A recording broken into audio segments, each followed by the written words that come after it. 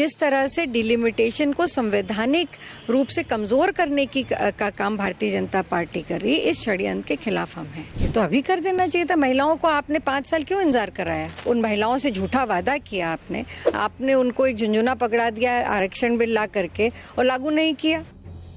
महिला आरक्षण को लेकर जो है स्पेशल सत्र बुलाया गया है और आज से सत्र की शुरुआत हो रही है और तमाम जो है बातें रखी जाएंगी।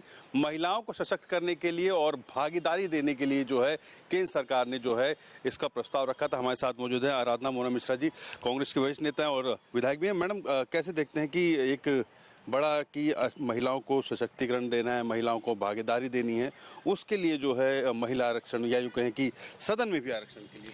देखिए, आज अगर मैं आपके सामने हूँ एक राजनेता के रूप में, तो वो महिला आरक्षण जो 33% राजीव गांधी ने पंचायत राज में दिया था, मैं उसी से निकल करके, और मेरी जैसी कई हज़ारों लाखों महिलाएं आज राजनीति में सक्रिय हैं, तो ये पंचायत राज में महिला आरक्षण की वजह से निकली। तो कांग्रेस पार्टी हमेशा इसकी पक्षधर रही और हमने करके दिखाया। सोनिया गांधी जी लेकर के आई थी महिला आरक्षण बिल, उसका विरोध किसने किया था? पर जब 2023 में महिला आरक्षण बिल वर्तमान सरकार लेकर के आई तो पूरी कांग्रेस पार्टी ने उसका समर्थन किया। हमने कल भी समर्थन किया था क्योंकि ये हमारी आइडियोलॉजी की बात है। हम आज भी समर्थन करें, हम भविष्य में भी करेंगे। पर जो महिला आरक्षण बिल के आड़ में जिस तरह से डिलिमिटेशन को संवैधानिक रूप से कमज़ोर करने का काम भारतीय जनता पार्टी कर रही है, इस षड्यंत्र के खिलाफ हम हैं।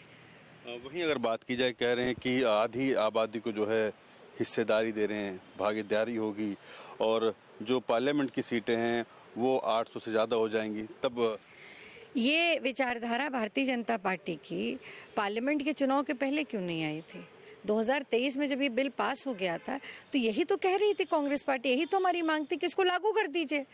तब आपने कहा कि हम इसको परसिमन के साथ लागू करेंगे। आपने इसको पोस्टपोन कर दिया क्योंकि ना आपकी नीति थी और ना भारतीय जनता पार्टी की नीयत थी उसको लागू करने की।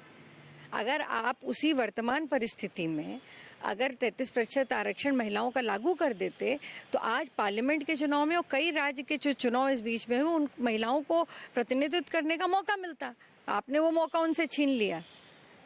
और आज जब कई राज्य और चुनाव में होने वाले हैं, वोटिंग होने वाली है, कई राज्यों में चुनाव होने वाला है, तो आपको फिर याद आ गया महिला आरक्षण बिल।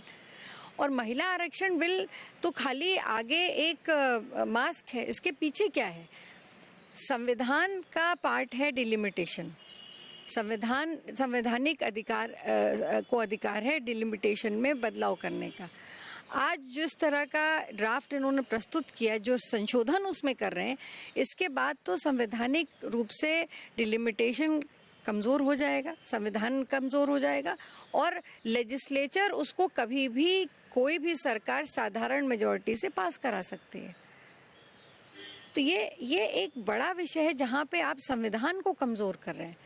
और ये देश आज दुनिया की सबसे बड़ी लोकतांत्रिक ताकत इसलिए है क्योंकि हमारा संविधान मजबूत है। बाबा साहब भीमराव अम्बेडकर का संविधान जो मजबूत बना, जिसने इतने साल तक देश को एक रखा है, आप उसी को कमज़ोर करना। दूसरा विषय, जो राज्य जहाँ पर पॉपुलेशन कम है या जिनका एरिया कम है, उनका प्रतिनिधित्व कैसे सुनिश्चित होगा? ये डिस्पैरिटी होगी कि नहीं? हम समानता की बात कर रहे हैं कि आप ऐसा कुछ प्रारूप होना चाहिए जिसमें सभी को समान अधिकार मिले। यही दक्षिण के राज्यों का कहना है, यही नॉर्थ ईस्ट के राज्यों का कहना है, यही जो छोटे राज्य हमारे मध्य में हैं उनका कहना है।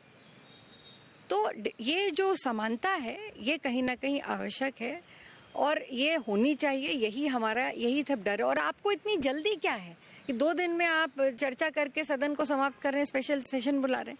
अरे इसमें तो आपको सारे दलों को एक साथ बैठाना चाहिए, उनसे चर्चा करनी चाहिए, सुझाव लेने चाहिए, देश की जनता से सुझाव लेने चाहिए, क्योंकि नुकसान अंत में उन्हीं का है, राजनीतिक दलों का या नेताओं का नहीं है।